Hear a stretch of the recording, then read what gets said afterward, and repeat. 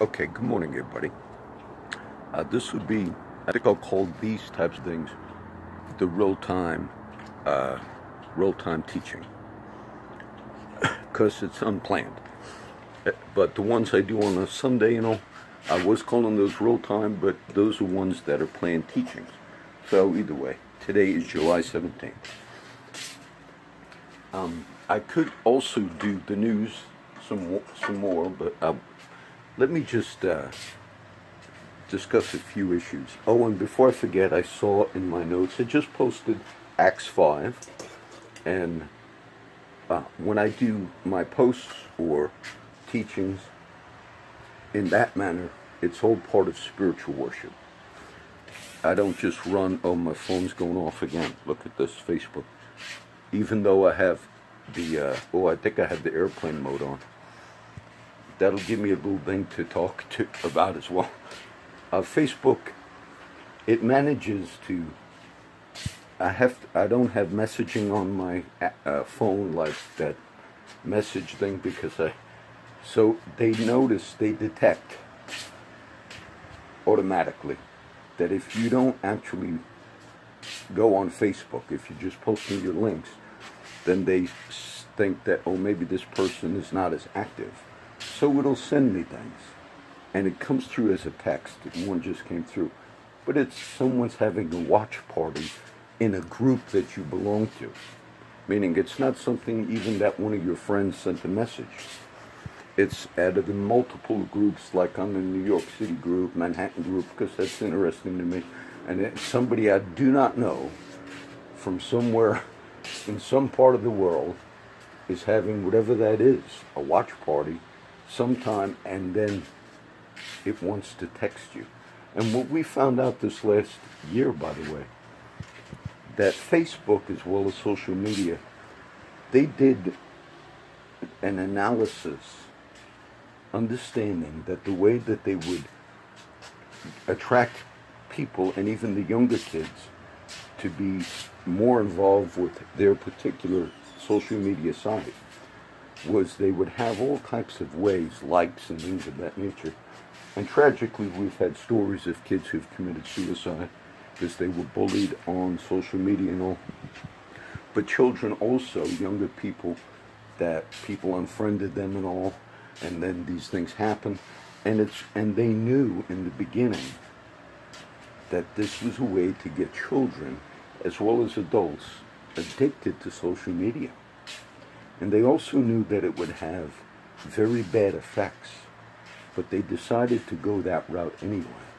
And you've heard me defend some of the Facebook and the things that have been going on in our media about it, but at the same time, many of them understood what they were doing, that there would be somewhat of an addiction for kids to know, and that's why they have these things come through. And so that whole landscape is questionable. I'm not on, as much as you see me blog, as much as you see me do videos like this, I'm not on a lot. And I don't do it to be rude. I understood the way I view that is it is a tool. And it's a tool, hopefully, that people will learn from and get instructions from. Now, just a quick note, and then I'll talk about some of the different things. I'll try and teach a little. A few weeks ago, I saw a couple of my friends, and one of the new guys, his name is Conrad, and I saw Conrad on the streets of Flower Bluff, and I never really talked to him. But one day I was just doing a walk. I was in the same spot yesterday, and sure enough, Andy and Big Charlie and Conrad, of course they have their struggles. But at that moment, as I walked past, they were doing like a little Bible study fellowship, honestly. And I sat and then at the end, when we prayed, I didn't catch it on video, Andy and Charlie, look, the guys prayed. And I heard Conrad sing, praise God, and all. I knew in prayer, and I knew that he had some history with the Lord. But then I haven't seen him in a while. And then I was in Walmart the other day, and I was like kneeling down because I was going to buy one of those, I did buy it, one of those little fountains. I got one I could show to you, but it's in the house. But he saw me, and he was walking with his sister. I didn't know it at the time. And he stopped. He wanted to talk. I said, hey, brother, what's coming? He said, well, I'm off the street now. I'm doing better. I'm working. I said, that's great, brother. Now, I noticed the sister seen me. I don't know if she saw it's a Christian tattoo, but maybe she thought, oh, this is one of those friends of his from the street. Because she seemed like she wanted him to leave and not talk to me. Though he just wanted to hang out. He said, I'm doing better, John. I'm working now.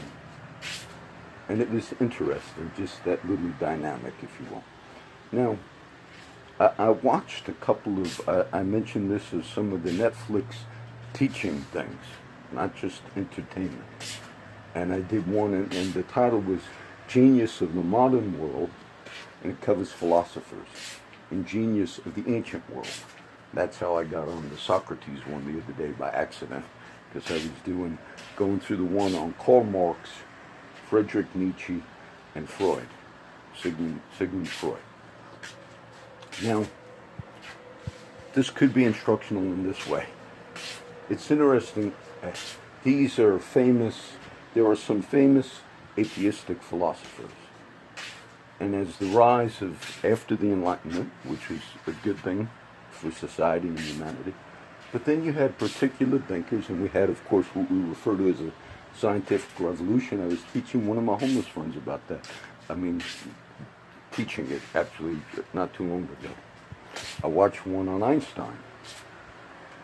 The greatest, and it's so interesting, because Einstein said one of his greatest mistakes, and I didn't even have to watch it, I didn't watch the whole thing, but what was one of his greatest mistakes? In the great breakthroughs that Einstein had, and in that little biography I was catching, they were interviewing Walter Isaacson.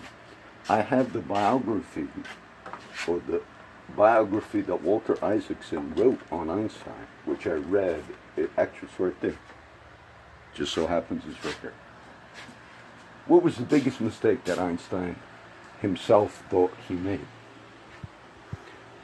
In his calculations and how he basically, transformed physics from classical physics to what we understand today. And this was in the beginning stages of now we, kind of advanced a lot more. But he had to add a constant. Sometimes when we do these things, we talk about teleology, design in the universe. And then we refer to things that we call cosmological constants. How are these particular numbers that have to be the way they are, how did they get that way? Without design, they can't, there's really no explanation. And these are other things that were more proofs for the existence of God. But Einstein, he added a constant, a particular mathematical formula, because in his initial breakthroughs with the Big Bang and the things that we understand today, his initial studies were showing him that everything had a beginning point, meaning the universe was expanding. It was still expanding. And if his initial understanding was right, it would mean there was a time where there was nothing. Now that was hard for him to swallow. So he added a formula that changed that. Later he was proven to be wrong. He corrected that. Why is that so important? Because scientifically, if there was a time where there was nothing, by the laws of logic and the laws of science, you have what's called the need for a necessary being. Okay, part of the laws that we still use today. Aristotle is considered the first scientist, okay? He goes down, though we know him as a philosopher, a few hundred years before the time of Christ. His most famous student was Alexander the Great. Aristotle's most famous student was Alexander the Great. And in the laws that we still use today, of logic and of science, we have one of the laws that's called cause and effect. science, not religion, not the Bible. It agrees with this, but science teaches us that you do not have any effect without an initial cause. Thomas Aquinas would use the term prime mover. Prime mover. Aquinas was the Doctor Angelicus of the Catholic Church in the 1200s, 13th century. Great thinker, Summa Theologica. But with those thinkers at that period of history, they did not know, apart from Scripture, that there was a beginning point to all creation. So what they argued for was movement or motion. Who started getting everything in motion, all right?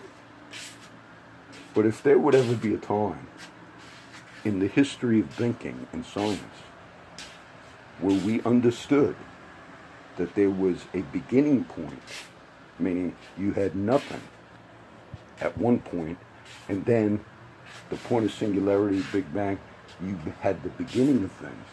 If we knew scientifically at the earlier stages, then that would be it. Proof for the existence of God would be scientific. Why, John? Because if, which Einstein was right, there was a time where there was nothing, which there was. There was no material thing in existence at a certain point of the history of man. It would be scientifically impossible to have anything today. The most simple way, you could go for many hours, months, teaching these things, but the most simple thing to understand, because anything exists, God exists. Because anything exists, God exists. Now, why? We do not have science, observation, of anything that ever came into existence from nothing. Some thinkers made an argument, no, we do have that. That's referred to as the quantum leap. I got into a debate online once, a few years ago, with a man who claimed to be a physicist or scientist. Now, whether he was or not, I don't know. It was a thinker's thing. And he used that argument, which is common. So you could be a scientist, but you got to be humble. A lot of people have bowed at that altar. All true science is good, but what you have today is a lot of stuff that I got into. But this guy said, I have a whole post on it. Go to my website and you'll see a post called QM, Quantum Mechanics, and just read it. And I even did teaching on it. But what that man said was, the quantum leap shows us that something does indeed pop into existence from nothing, but it does not show us that. Now, I already taught that. And when I had done the correction as others had done, then the main scientist who was running that site, he was a Catholic site, but it was a physicist site, or at least that's what the debate was, and he corrected that of the physicist.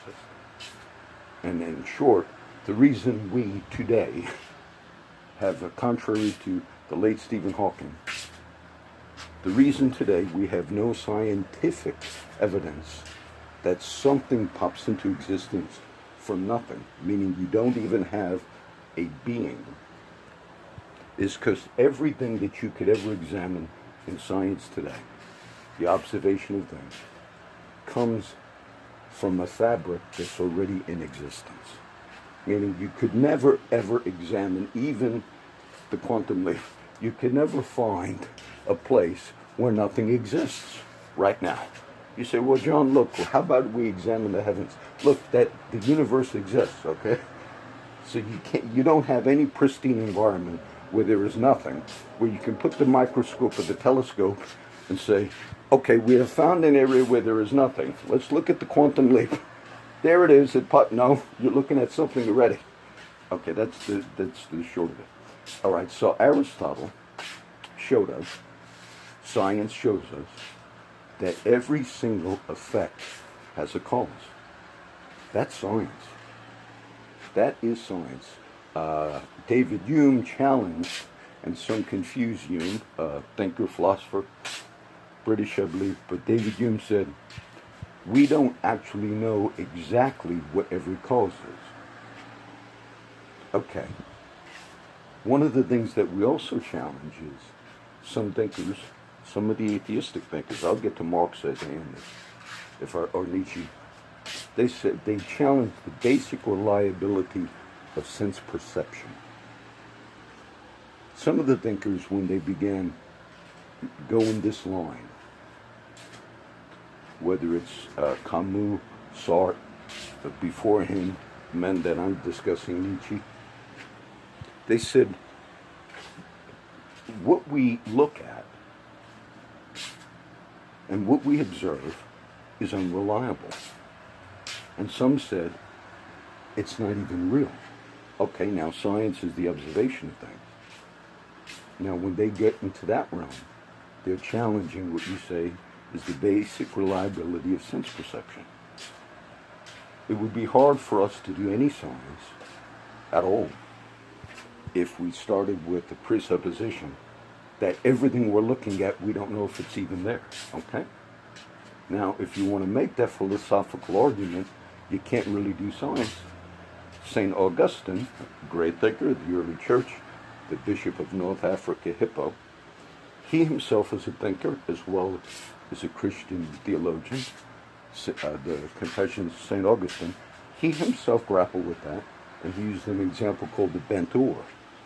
He said, yes, sometimes what we look at and observe is not exactly what we think it is, and if you put an oar in the water, it sure does look like it's bent.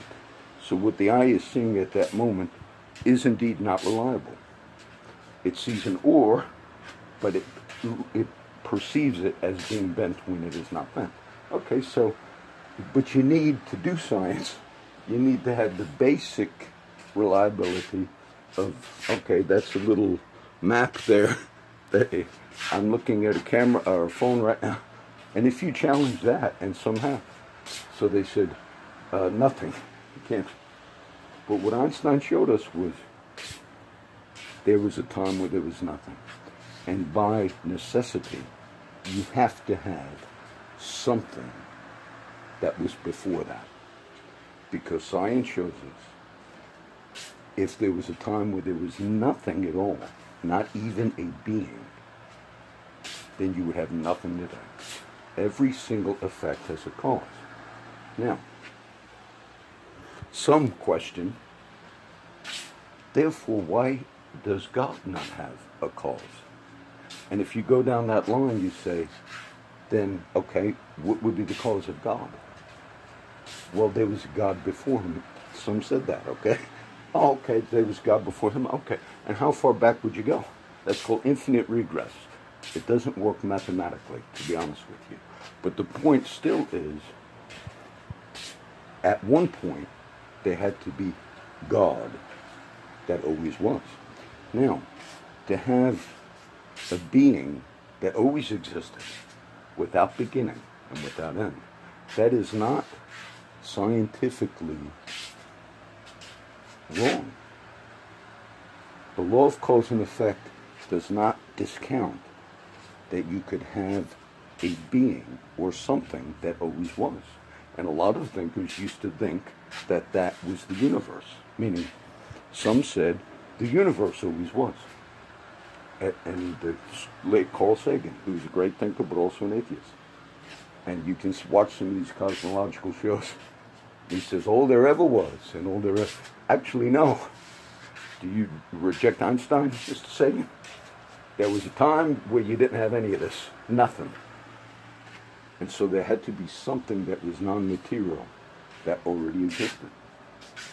And the thinkers, the theologians, and the scientists who are honest, whether you call him God, like the deist, the Christian, or even any type of belief system, whether you call him God or not in your calculations, it makes no difference. Your calculations on everything you are trying to prove, in the sense of there is no God, you, in the end, you're denying science. If you say we had this great effect which is the universe, humanity, the heavens, the earth, all of it. And if you say it was causeless, nothing caused it, then you're denying science. You're not denying religion. You're not denying John. You're denying science, because science tells us every effect has a cause. Okay? Don't ever forget that. And the British philosopher David Hume, he actually used an example. This is famous in philosophy. He used an example of a pool table. And what Hume said was, it seems like if I were to hit one pool ball against another and I hit the other one, Hume said, it certainly appears to the eye, you see, sense perception, that the cause of the one pool ball hitting the other pool ball going into the pocket is the fact that I had a pool stick and I hit it. He said, this is the example Hume used. He said, but we don't know. There could be another reason that's happening. Or when we see it raining in the during the day and then we see the ground's wet. To our perception, it seems like the reason the ground is wet is because it rained. He says, but we can't say for sure. That's what example. Now, some later took the example of David Hume and said, Hume has showed us that you have effects without a cause. He didn't show us that. All Hume showed, or was bringing to our attention, was we don't always know for sure what that cause could be. Now, why does all this matter? Because in the field of philosophy and thinkers, as some were getting away from belief in God, they had to grapple with a lot of these other issues, both in science, philosophy, and in theology. Now, it was so interesting. I guess I'll end with the Nietzsche one. Okay, let's see. How long did I go? My eye is still messed up. In this documentary on Netflix, Genius of the Modern World, they're trying to show, and I'm glad I got to, learn some, but they're trying to show great thinkers. And indeed, these men were great thinkers. Even Camus and Sartre, they were. And they said, look at the impact they had on society. Now, in this documentary, they truly showed the end result of what happened with Nietzsche. Now, Nietzsche went crazy at the end of his life. He would sign some of his letters as Christ and even as Antichrist. And then the last work, as he went insane, the documentary did not cover it, but I believe it was because he contracted a sexual disease by living out his principles. Remember, ideas have consequences to them. Ideas have consequences. So he was putting together his last book, which he himself never published. And it was about the Uberman, or the Superman, and trying to grapple with, if there is no God, there is no ethics, how do we form some type of a worldview?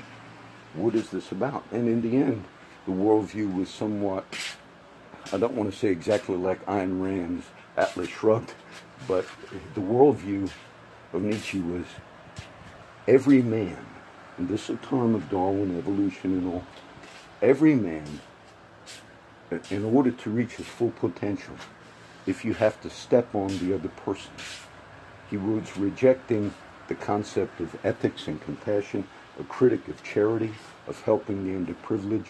These were the belief systems that Nietzsche began to develop. And so the last book, which was published after his death by his family and his sister, espoused his final principles. Now the thinkers and the people that tried to cover Nietzsche and the others, what they will say today is this, and this documentary said it too. When that book was published, it made it into the hands of the Third Reich, of Hitler and his political party. And people, they even showed the videos on that Netflix series. They had Nietzsche and Hitler's picture together. They were highly influenced by Nietzsche. And some, even documentary showed, said it's not just Hitler we follow, but Hitler and Nietzsche. These men are joined. Because Hitler said, I'm going to put those principles, those ideas, consequence of ideas, I'm going to put them into action.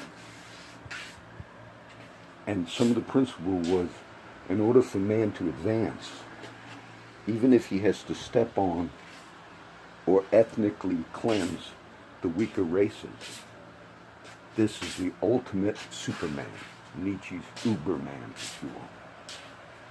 And that was the result of that thinking. But the documentary, as well as others today, they don't want to say or admit that that was the end result of Nietzsche's thinking. And what they will tell you, and this documentary did it too, I mean, if you're talking about one of the geniuses of the modern world, you don't want it to end in that manner. So they'll say, now today we have understood that his sister, who sold tickets to see the madman, she was taking care of Nietzsche at the end of his life when he was going crazy. And she sold tickets to see the madman, to listen to her brother lose his mind. She too enacted the principles that her brother put down, which was, you excel, and if you're going to make money even over me when I lose my mind, don't worry about compassion on your fellow man. Reject that Christian principle that has held people down. That's the trend of thought that these guys were going. So she too enacted his principles. And then most will tell you today that when she published the book, his final book, after he died, and gathered together his writing, they manipulated Nietzsche. Nietzsche was really a good man who cared for his... No, he wasn't. At the end, he decided, he said, that's the only route. This whole thing about compassion, charity, caring for your fellow man, these are the principles, the old Victorian ethic, we got to reject all those things. That was the way these men were thinking. And so that what they don't want to admit is the end result of their systems of thought, atheistic systems of thought, was nothing. It was tragic. It was put into action, and we saw it. And so that's why they're not honest about it. So this is just a little talk. It'll have some teaching value. Eventually I'll repost this down the road. These are all things I've taught before. But remember that. Both science, thinking, philosophers, the whole history of it, it's never disproved God. It's actually proved that there is a God. Science has actually shown us that. We can argue. You say, but you cannot show us specifically that before the point of singularity or the Big Bang, it was your God. Oh, I can't tell you it was my God, though it was. But I can tell you there had to be a God. You could not have anything we have today without something causing it. And by necessity, that first cause had to be a being that always was. Or then you have the same problem. What caused him? And you know, even the famous atheist Richard Dawkins, he understands this. And he was like tricked into an interview once.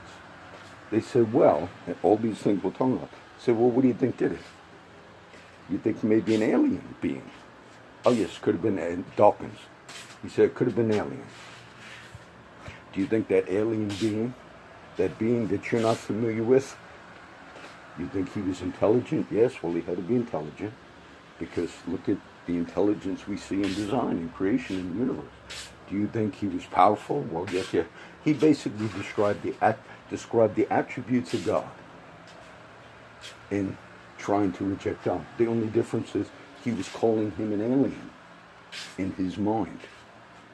So don't... You know, the scripture says, in the end times, people will believe a lie. And I can go, this is just one, 30-minute talk. I can go on and on, meaning there's so many other ways that we've come to where we're at today.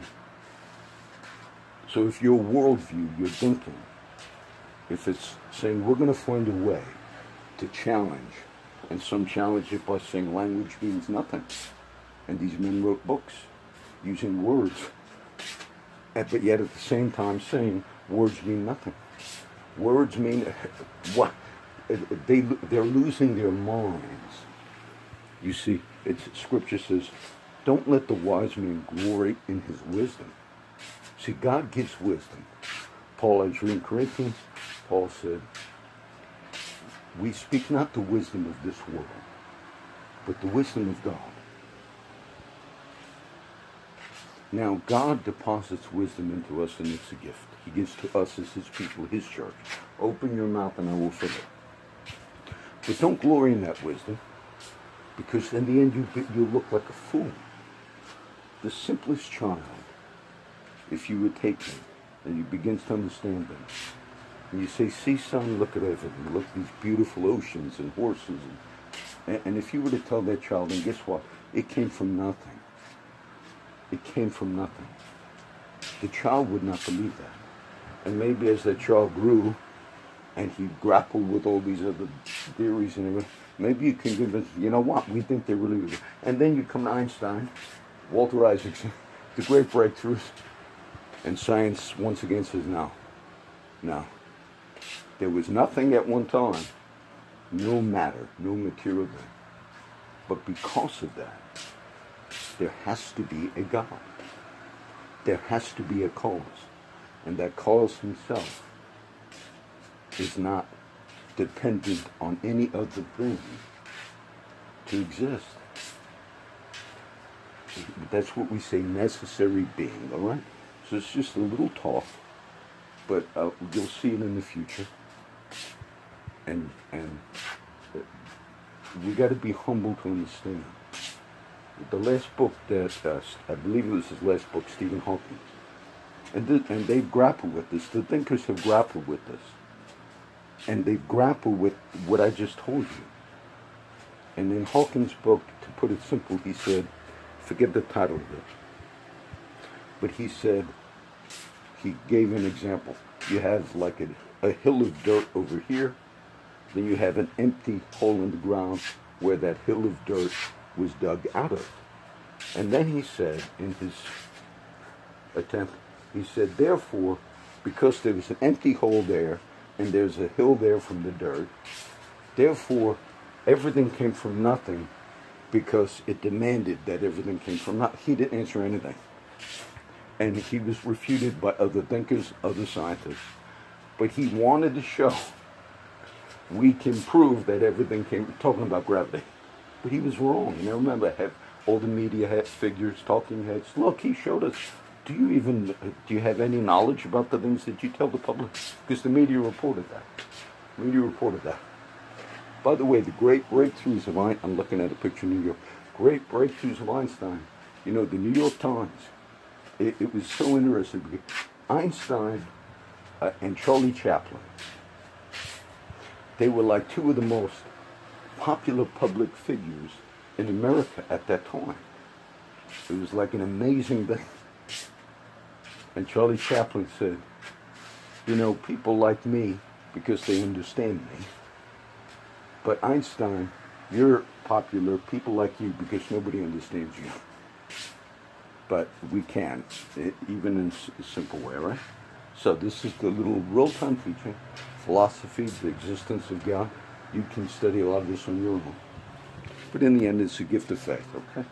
But it's not that a lot of people malign Christianity. Say, oh, you're just believing in fairy tales. No, it's rooted in science. The necessity of God is rooted in science. Okay? God bless everybody. Oh, I'm still on.